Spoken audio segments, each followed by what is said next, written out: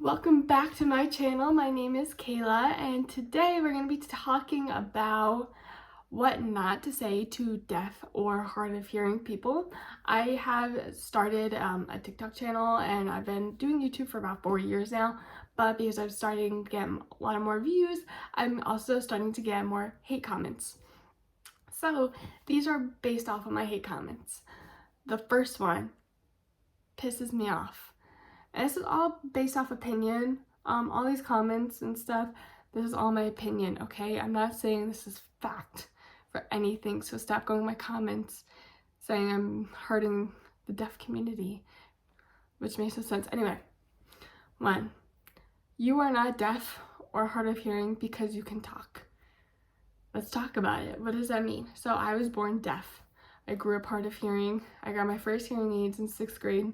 I don't know how we'll do her then, and now I'm 23.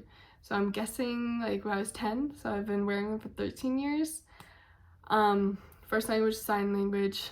I went to speech therapy for 12 plus years. The deaf community is so accepting. Their culture is amazing. They fight for equality. They fight against autism, which is discrimination kind of based off of if you can hear or not.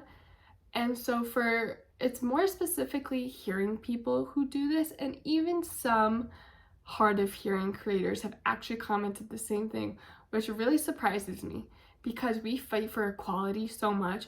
We fight for not every deaf person looks or sounds the same, and yet I still get these comments of you can speak perfectly. I don't know why, like, you say you're hard of hearing. Like, you don't know my hearing loss. I went to speech therapy. It really helped me. There are still some words I can't say due to just never being able to formulate it when I was younger, but that doesn't make me less or more deaf.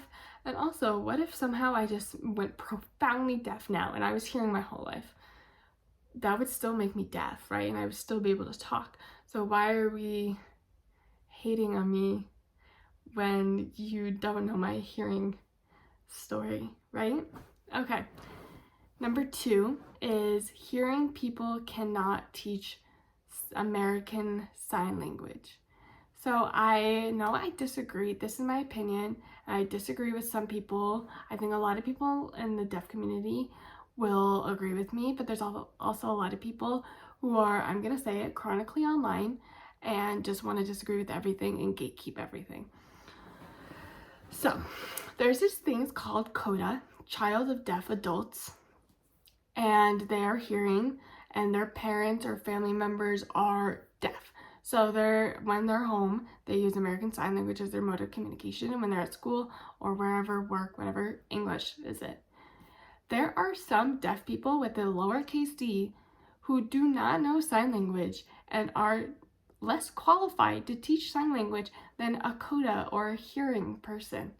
Just because you're hearing or not hearing, if you've immersed yourself in the community and the culture, you have studied it, you've learned it, you know people who have it, why are we gatekeeping a language that we want to spread for equality? If you understand like autism and the barriers we face and really like push yourself to be an advocate for it, I would rather have a hearing person who knows a lot more than someone who's deaf and never grew up in the culture or community or knows nothing about American Sign Language. That's okay for them. Like, we're not gonna gatekeep a language. Can you stop going online and gatekeeping languages over here? Like, you guys push for equality, and then when people are starting to learn it, like, I don't agree with, you took one class and you're teaching the whole language or the whole community when you've never immersed yourself in it. That's just dumb. People shouldn't do that. But like, I don't agree with like just gatekeeping something because you think like you're a martyr for the cause. Like, that's just very stupid. So we're not going to do that, okay? Hearing people or even hard of hearing people who aren't in the community or culture, we are not gatekeeping American Sign Language or the deaf community or anything, because if they know it and they're hearing, you also have like, I have a family member who's nonverbal and his mode of communication is American Sign Language. He's not deaf, but he's nonverbal, and that's totally okay that he's learning it, he's immersing himself in it. So stop gatekeeping just because you read one thing online. All right, the last one is certain signs.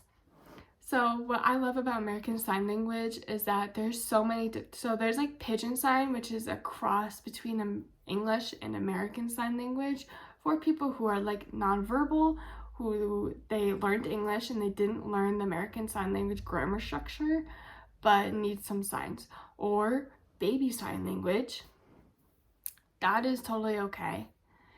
I just, I don't know, we just need to learn to be welcoming and understand that there's not one face of a deaf person who knows American Sign Language, if that makes sense.